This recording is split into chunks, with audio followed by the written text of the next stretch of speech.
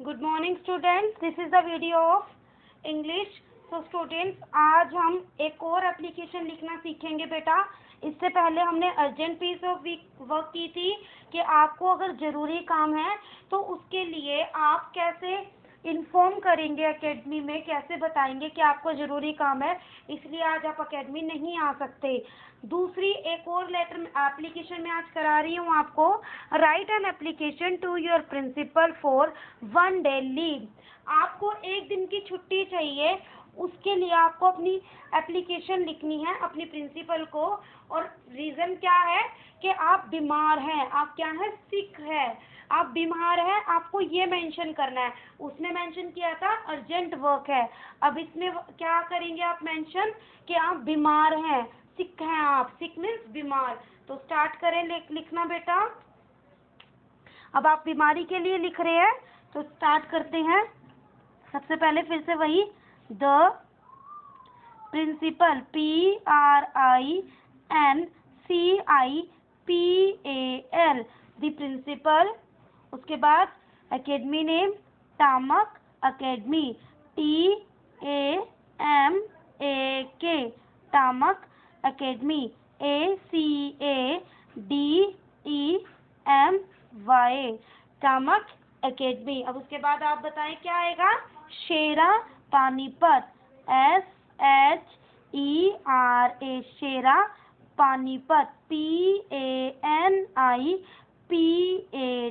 पानीपत। ठीक है, तो जैसे उसमें लिखा था अर्जेंट पीस ऑफ वर्क में, ऐसे ही यहाँ तक तो सेम ही रहेगा। दी प्रिंसिपल टामक अकेडमी, शेरा पानीपत। उसके बाद अब आपको सब्जेक्ट बताना है कि रीज़न क्या है आपका एप्लीकेशन लिखने का। तो सब्जेक्ट SUBJECT। मैंने क्या बताया था कि सब्जेक्ट हम क्यों लिखते हैं, ताकि पूरा पढ़ने की बजाय हमें सब्जेक्ट से ही ये पता लग जाए कि भाई किस बारे में एप्लीकेशन लिखी जा रही है। ठीक है, तो अब बीमारी के लिए लिख रहे हैं तो क्या लिखेंगे, सिक लीव।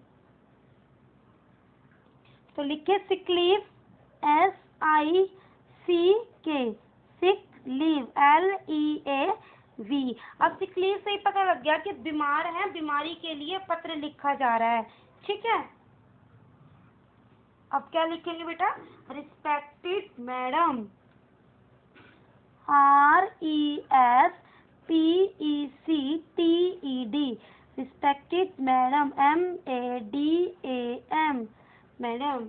शुरू करते हैं, कोमा लगाएंगे, फिर से वही आएगा। I beg to say that I am a student of class 4th in your academy. ये तो सेम ही रहेगा क्योंकि बताना है ना पहले तो कि आप इस आपकी एकेडमी में मैं इस कक्षा का छात्र हूँ या छात्रा हूँ या लड़की हूँ। ठीक है, तो पहले तो यही बताएंगे। तो लिखो I beg to say that, I beg to say that I am a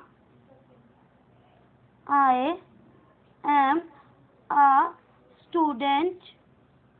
I am a student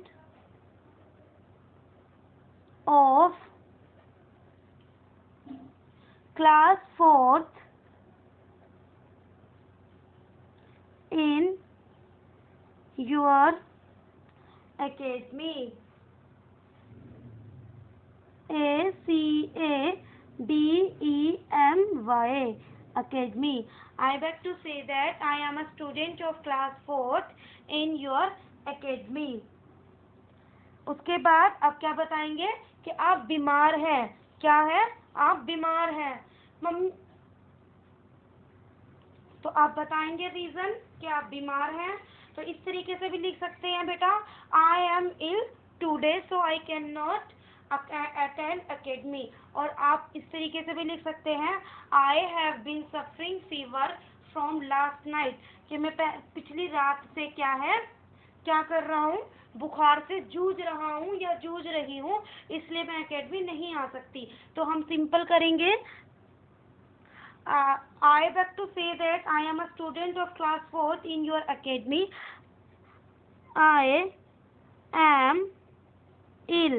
I am ill it means मैं बीमार हूँ. I am ill, so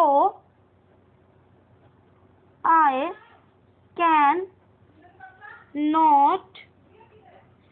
cannot come to academy. Come to academy. ACADEMY academy. तो आप बताओगे कि मैं बीमार हूँ इसलिए मैं आज अकेडमी नहीं आ सकती. I am ill, so I cannot come to academy today.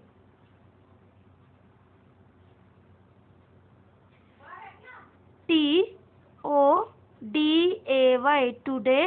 Full stop लगाएंगे अब आप. फिर से वही kindly KINDLY kindly.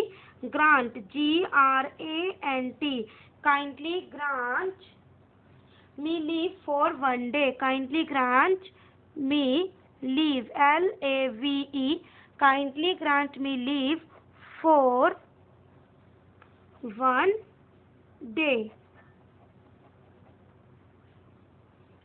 I shall be thankful. अब थैंकफुल करेंगे ना. पहले तो क्या बताया कि भाई मैम मैं आपके स्कूल में इस कक्षा का छात्र हूँ या छात्रा हूँ. फिर आप अपना रीज़न बताएंगे. आई एम इल टुडे मैं बीमार हूँ.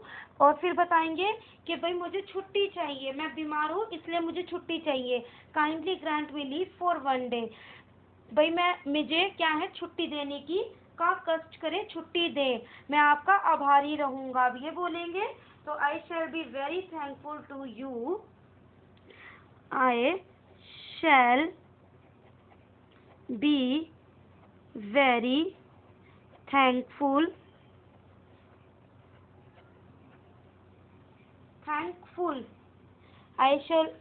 I shall be very thankful to you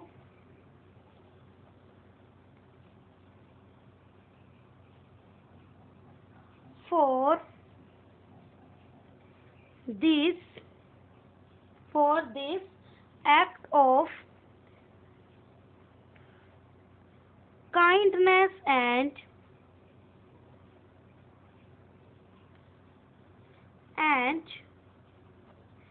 greatness. GREAT greatness.